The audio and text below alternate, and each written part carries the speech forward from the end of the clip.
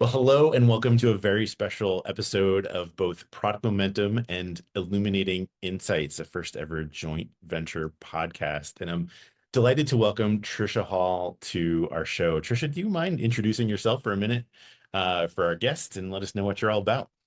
No, thank you so much, Paul. As Paul said, my name is Trisha Hall. I lead our enterprise solutions and government contracting team here at Agility Insights. I've been working here, I'm going to date myself, since 2014. I'm part of our Omaha, Nebraska-based leadership team. I've been working with our customers and partners since I started here. I really work to build high-performing teams and lead effective leadership teams as well. I love to coach individuals. I also am a certified emergenetics associate, so um, profiling organizations and help to really find the genius inside of individuals and teams and help them figure out how to work better together and build trust is one of the highlights of my time when I work with organizations. I also really am trying to figure out how we can help build better governments and help them work strategically better together. And on the side, I do some work volunteering with boards here in my hometown in Omaha, hoping to make our communities a better place to live. So that's what I do in my spare time. I also happen to be a mom of now two adult children. That's really scary. I don't have teenagers anymore. And I've got an amazing husband that's been a partner of mine for over 30 years. So that's what I do in my spare time. Paul, how about you tell my audience members here at Illuminating Insights a little bit about you? I'd be happy to, and you're making the world a better place, Trisha. I am Paul Gebel. I'm the VP of Delivery here at ITX. We are a full service outsourced product development firm. We specialize in user experience design and custom enterprise software development. Um, Trisha, you and I met at the SAFE Summit recently here in Washington, D.C., but I'm based in Rochester, New York. And I've been here at ITX going on 9 years. I came up through the product track, a product owner, product manager, director of product, and made the move over to delivery because I wanted to be more in touch with the business impact that our products deliver. I'm still very much a product guy at heart. I love fixing things and solving problems, but I also really appreciate the human element, the business element. I am on my way to becoming a certified coach as well. Not quite there yet, but Yay for you. happy to know you have that feather in your cap. I might be picking your brain after the podcast on that. Um, Father of five, couple teenagers, couple younger, and active in the Rochester community here as well. I'm a board member of an organization called Tech Rochester. Also volunteer with veterans organizations around town as much as I can. So that's me and what I'm trying to do in the world. It's always so fun to meet and work with people like you and Paul, you and I, we have a common customer, and that's how our organizations actually really started working together. So we've got a common customer that we've both worked with for, well, they were working with Agility Insights before I joined the organization, and I know that you guys have been working with them for a long time as well. So that's how we all ended up here at the table together. And then with our joint partner at Yep. Safe, our world, as big as it is very, very small. I couldn't have said it better. I think there is the more you get out, the more you realize people are dealing with the same problems the world over. It's just different flavors and variations and labels that we put on them, but people are just trying to help others out, help their families, help their careers grow, be better, learn more. I couldn't have said it better myself. Absolutely, absolutely. And, I think one of the things that really drew you and I into conversation is some of the problems that we're trying to solve with our customers. And you had some great stories about this, is really helping to align leaders and help them to really figure out how do we really help them verbalize and draw closer to their teams and really understand how do we help our teams excel and how do we help our teams get better. And I'd love to really hear a little bit about your perspective there at ITX on what you're doing around that, particularly around the product side, because you guys have got some great work that you're doing there. Yeah, I think there's really one word that captures all of it. There's variations on the theme, but it all comes down to value. I think the the the idea of value is kind of one of those words that gets washed out over time. What does innovation mean anymore? Ask 10 people what innovation means, and you'll get 11 answers. But I think what we try to do at ITX and with our clients in the problem space is define value not just in the simple terms of increasing revenue and lowering expenses, but looking at real deep customer insights. And what I think, you asked about leadership, and I think that connecting leadership to value is really the nexus where um, we find the most leverage. Not leverage in the financial sense, but leverage in the sense of if we're connected to the why, what is the problem that our clients are trying to solve for their customers, and our teams are empowered to dig into those ideals, the things that make their users tick. Those are the things that are, we can. I don't like the phrase "fail fast," but we can learn fast. We can get iterations, and we can be on the same side of the table, solving the same problems, learning together, empowering our clients. And I think that kind of leadership requires a lot of humility. So that's the dimension that I think is often lost in the product space. A lot of talk goes into, you know, the vanity metrics and the product market fit, all of which are very critical to success. But humility, I think, is the secret ingredient where if you're able to run experiments and you're able to learn alongside your customers, I think that's where that leadership function comes in.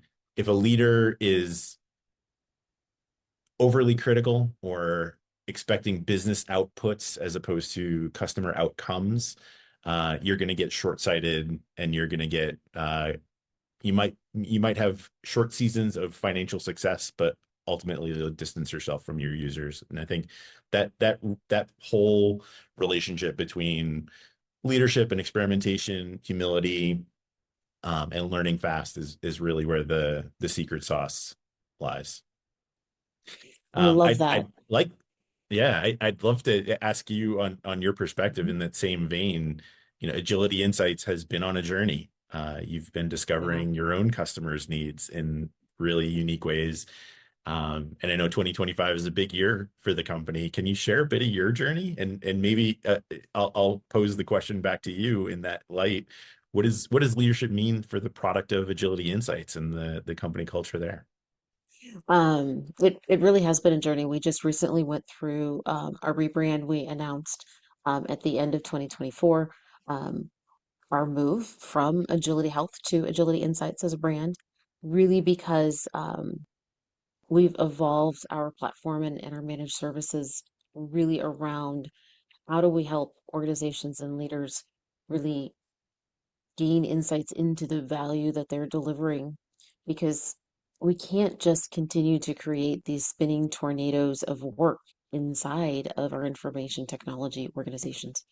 It's really how are we delivering value to the organization overall, and how are we taking the work that the business is asking for, and how are we taking that strategy that the organization is really defining, because we spend a lot of time and a lot of money bringing together, leadership teams and teams overall into these big, PI planning events or even strategy planning events, and saying, hey, what is it that we're going to deliver? What is it that we are going to do as an organization?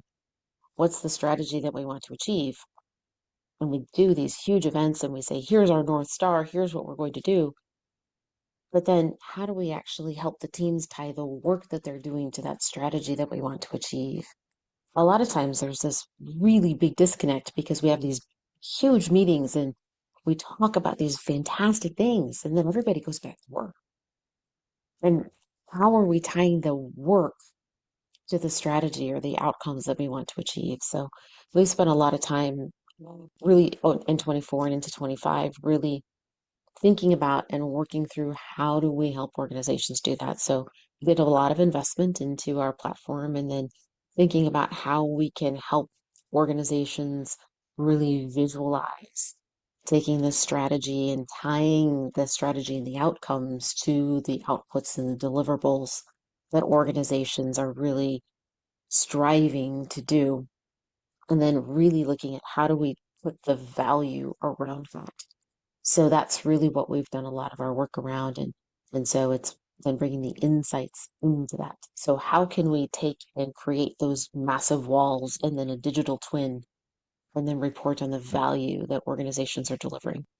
And so we've been doing a lot of work around that, building AI elements into our Agility Insights platform so that on a Monday morning, a leader can come in and get a report saying, hey, here's where you're doing okay. Here's where you need to lean in as a leader because these are the obstacles that your teams are facing because they can't really deliver until you help remove this obstacle. And it's for your business teams as well as your technology teams because we have to have both sides of the coin moving forward at the same time, or something's going to get missed. So it's really about having that conversation with leaders about how do we help you deliver value and how do we help you understand what value should be delivered first so that you can actually achieve the strategy of your organization. So Yeah. it's really having those conversations about what is most valuable, uh, not whose project is most important. And those are actually two different things. And so it's helping organizations learn how to have those conversations. Because I think we've all been there when there's been a leader who does the drive-by and goes to their favorite person and says, hey, can you do this side project for me? I know it's going to take some time and I know you've got these other priorities, but this is important to me. Yeah. And it's helping us all to break those patterns and figure out how do we help all of us think about what's valuable, um, and what's going to provide value to the organization and get that prioritization done in the right way. Yeah. Really well said. So, and then those habits are, you know, harder to break sometimes than we want them to be, but it all takes practice. Yeah. Yeah, and I think, as a user of Agility Insights for many years now, on that common client of ours, I've seen the outcomes that you're describing in living color, literally because the dashboards are quite colorful, but also because it's a really compelling picture that shows, that highest paid person's opinion, that hippo walks into the room and says, "This is my pet project. I want this done now." You can really make really well data informed decisions about the trade-offs that come. You can see the amount of buy-in the team has, the confidence that they feel around leadership. And I think that democratization of the feedback loop where, Agility Insights does a great job of leveling up everybody's voice. The quieter voices tend to fall to the bottom, but sometimes they have the most important things to say in the room. And I think that it does a really good job of helping us have those tough conversations, removing the emotion from them, showing them, business outcomes. And I would say, um, I one sidebar would be I think we've begun over indexing on outcomes at the expense of outputs. A lot of Mhm. people, when they talk about outcomes and outputs, they trivialize outputs as if they're not as important or noble. But I think business outputs have just as much of a say in the success of a product or an organization as the user outcomes. And a lot of times they can be the first alarm that starts sounding when things are going wrong. Sometimes the outcomes aren't apparent until long after the train is off the track. So I think there's a lot to be said for those kinds of conversations that you alluded to about value and driving towards consensus and alignment to deliver that on time and on budget. Well, and what we got all excited about outcomes and OKRs because it was a great way to really verbalize and organize and come up with a common language. And don't get me wrong, I love that we all have a common language. But the outcomes and the OKRs, those are the strategy. The outputs are the Yeah, execution. We have to have both of them so that we can really achieve what it is we want to achieve. And if we've got one without the other, if we're just executing and executing and executing, what are we executing towards? Exactly. If we just have outcomes and we just have strategy, how are we getting anything done? So we have to have both, and we have to have both Yeah. in balance and in concert so that we can get value. Yeah. I think that that is a really great synergy of how do you connect the why, but also the how and the what. And the team needs to see the full stack of where the value prop is, but also the processes that we're following to execute. Mhm. And that's why these visual walls, whether they be physical or digital, are so valuable because then anybody can see what is it that we are really working towards and what's most important. And, you can really have those conversations when something comes up because it will. It Yeah. doesn't matter what industry you're in. Something's going to change. Either there's going to be a new regulation that comes into play, there's going to be a business need that changes.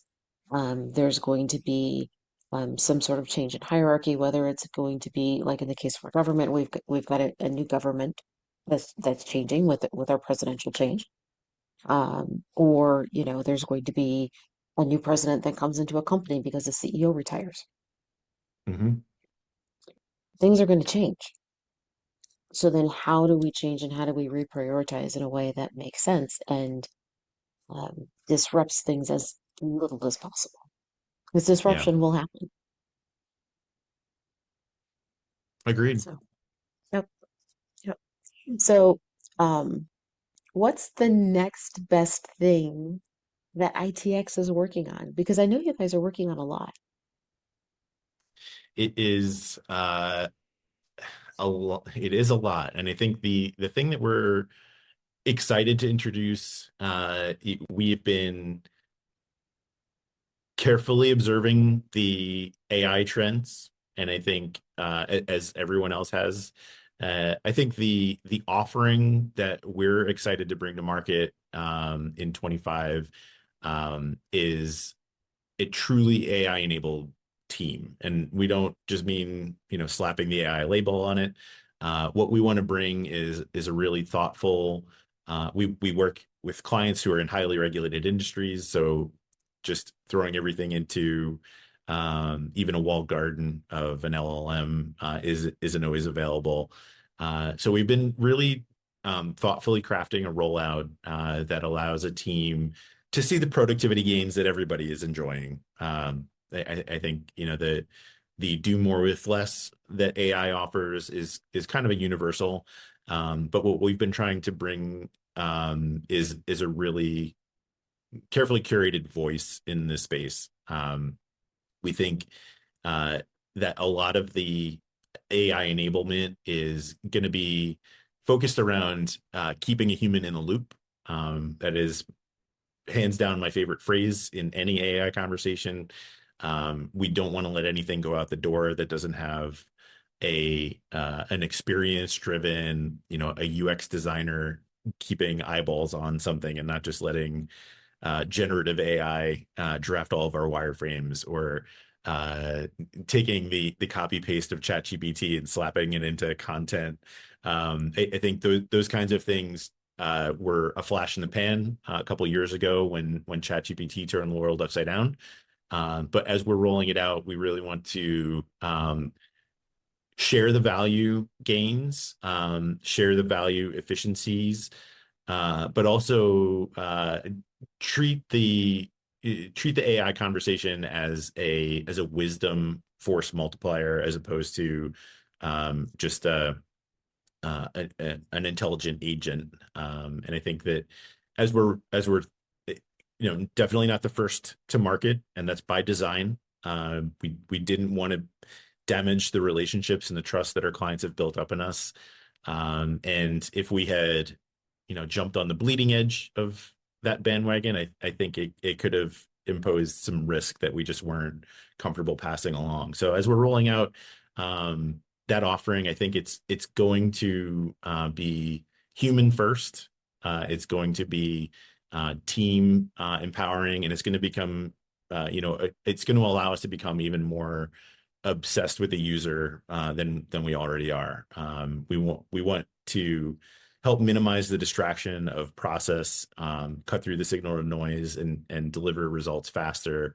So I think the AI enabled teams that we've been test piloting for the past couple of months have really shown some promising results. And I think as as much as this might sound dated in 2025, just releasing an offering like this, I think it speaks to the due diligence, the experimentation, the thoughtfulness.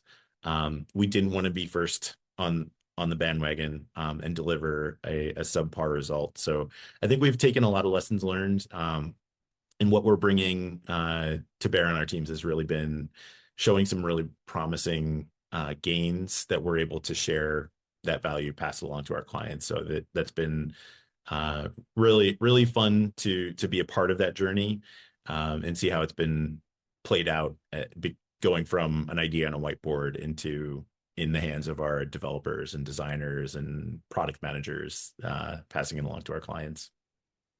That sounds so exciting.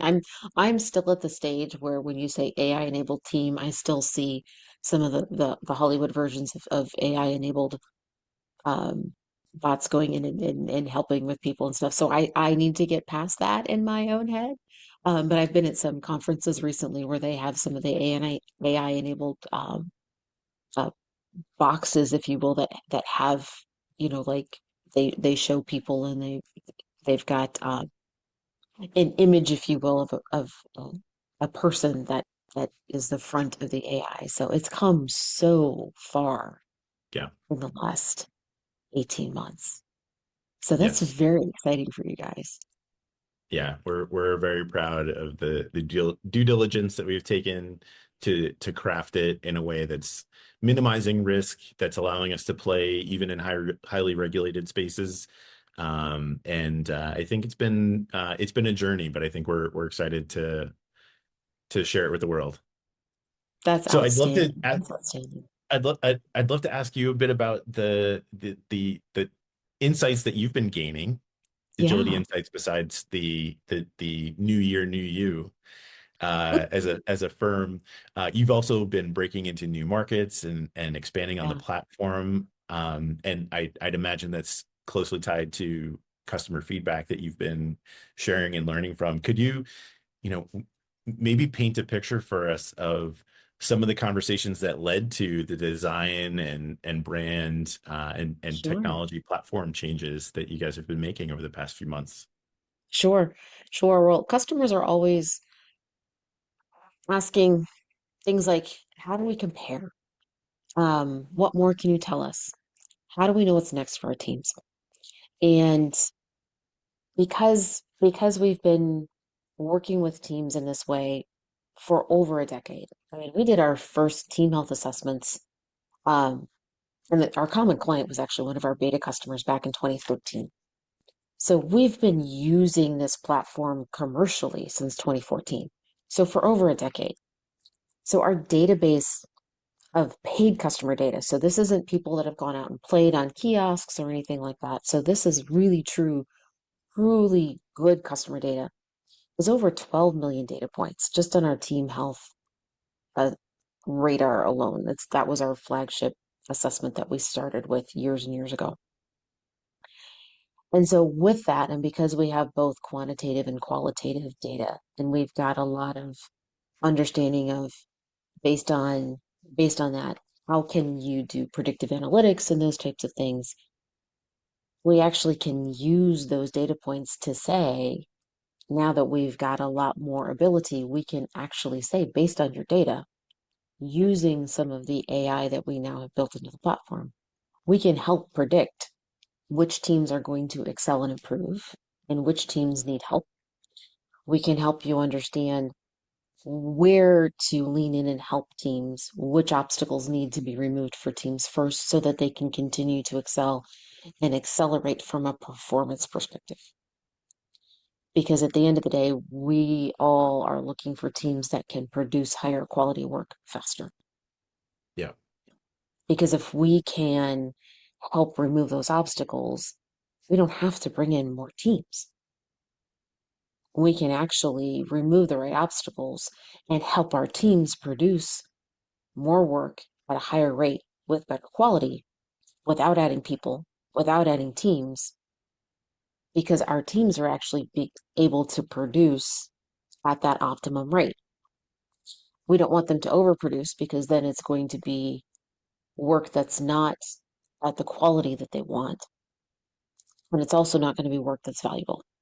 So we want to find that sweet spot where they're producing at a rate at which we can consume it, because it doesn't matter if it can't be released because there's other, testing and all of that that has to happen. And we also want it to be high quality work that doesn't have a lot of bugs. So we're able to start to use all of those data points to be able to predict where do we need to lean in and remove obstacles, which teams need the most help, which teams can be your dojo teams, your teaching teams, Hmm. so that you can really optimize the level of work in your teams. We also have enough data to help you write outcomes, deliverables, and projects. So we have an Ask Agility AI feature where you can say, and I'm going to use something that I worked on with a customer. Uh, they needed to build a shipyard instead of 5 years in two. They needed to build it in two. So we went into the Ask Agility AI and gave it that actual problem, and it came out with the outcome and then the deliverables and the projects that needed, and it gave ideas on all of that. And so then you can go and you can continue to tweak and say, okay, I want it to be shorter. I want it to be smarter. I need different KPIs. I need different key results.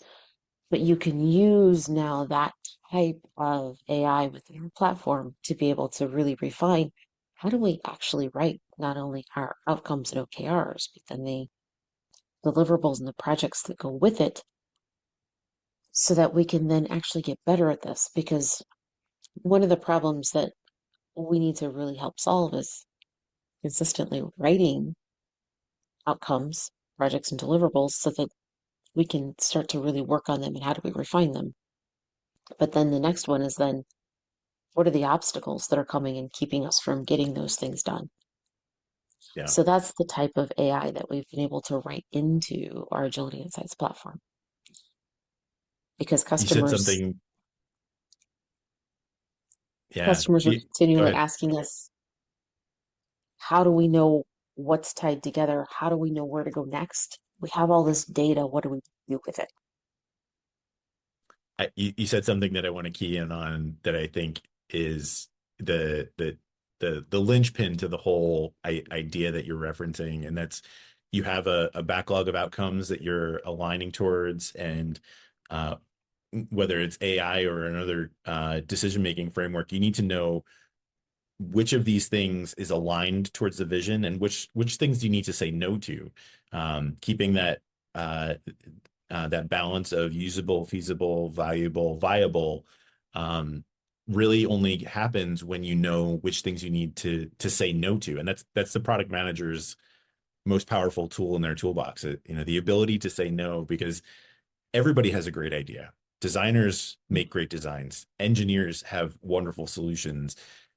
All of these things are not inherently bad ideas, but when you don't prioritize them, when you don't know which good ideas to say no to, that's when you start to see the feature below the drift from customer success. You start to see things being released with poor quality because it gets rushed because everything's jammed in. That's a really powerful story you told about being able to remove the emotion from the conversation, give a picture of the vision that you're aligning to, and help to filter out which of these good ideas are not aligned to the greater good. Which of these things, though good ideas in and of themselves, are not going to get done in this release because we need to focus on the things that are going to be aligning. Um, he kind of buried the lead there, and I wanted to call it out because I think that is that is the most powerful tool in a product manager's toolbox, the word no. And it's not perfect yet. it still needs people. I Yeah, don't want anyone to think that what's built into our platform is going to take the place of people because we still need to make the final decisions. Um, but it gives us the data to help us understand and gives us sometimes the words in some cases to be able to say, wait a minute, help us figure out and say, okay, here are the two scenarios. Which is going to give us the most yeah, valuable outcome? yeah. And sometimes when we bring our own biases to the table, it's hard to see past our own personal preferences or the things that we're Absolutely. invested in, where sunk cost fallacy or other cognitive biases start to creep in that we by definition can't see our own biases that we bring to the table. Well, Trisha, time flies when you're having fun. We just have time for another question or comment or two. And I thought to wrap up, I would Hmm. borrow one of the questions that you shared when we were getting ready for the show. Sure. I'm curious to know what you'd say if I asked, what does success look like when companies are working well and teams are happy? What does success look like when companies are working well and teams are happy? I would say, from my perspective, when I walk into a customer, the and and they're successful, there's an energy that you cannot replace, Hmm. and people are happy, um, and people are willing to go the extra mile, and they do so with joy. They may not always verbalize it, but they do so with joy because they know that that's the right thing to do. Hmm. And it's an intangible feeling in some of our customers. I don't know if you've experienced that. No, to borrow a famous quote from a Supreme Court justice, it's kind of you know it when you see it. It is hard to Yes. define. But I think those teams, you could lean on some of the tired tropes, like they work late and they get pizza party after, and those are fine and all well and good. But I think you'll see it in I love that you use the word joy. I'm having trouble not using the same word because I do think that that is an aspect that I've heard. We've spoken to a product leader named Michael Saka, who is very much in the space of finding joy in product. Mhm. Others have spoken about it, and I think it's a really powerful concept. I think I'll go a slightly different direction. I'm not going to try to top what you shared because I agree with everything you said. I think one aspect that I would flavor it with slightly is that there is an environment of continuous learning. Mm, Teams that are successful and happy, I would say, to an organization, I've seen where teams are successful and happy, there's an atmosphere of learning. Where learning stops, I think joy stops. You stop getting curious, you stop remembering that there's human on the other end of your product that you're building. And then it's not even about the product, it's about the problem that the product solves. And I think when teams don't make time for learning, development, and growth, that's one of those early warning alarm bells that should start going off. If an organization doesn't make room for that, then there's probably not much room for joy anywhere else either. So I I would think that agree. would that would be my take on it. Yeah. I So, would agree. Trisha, I've really enjoyed our conversation today, and I hope we get a chance to do this again. It's been a blast getting a peek into the company culture at Agility Insights and hearing about the success that you guys have enjoyed. I'm really excited to share this with both of our audiences and see where this might take us. Same, Paul, same. It has been a pleasure. Thank you so much. It's a pleasure to see you again. Yeah, I can't believe it's been a couple of months since I saw you, but maybe we make this an annual thing. Who knows? Or more frequent. It's been a great conversation, and I'm sure people are going to get value from hearing these perspectives. So I'm happy to make the time, and I'm looking forward to doing this again soon. Sounds great. So good to see you again, Paul. Thank you for having us on your podcast. And I can't wait for our Illuminating Insights podcast audience to hear your insights as well. Likewise. Cheers. Take care. Bye.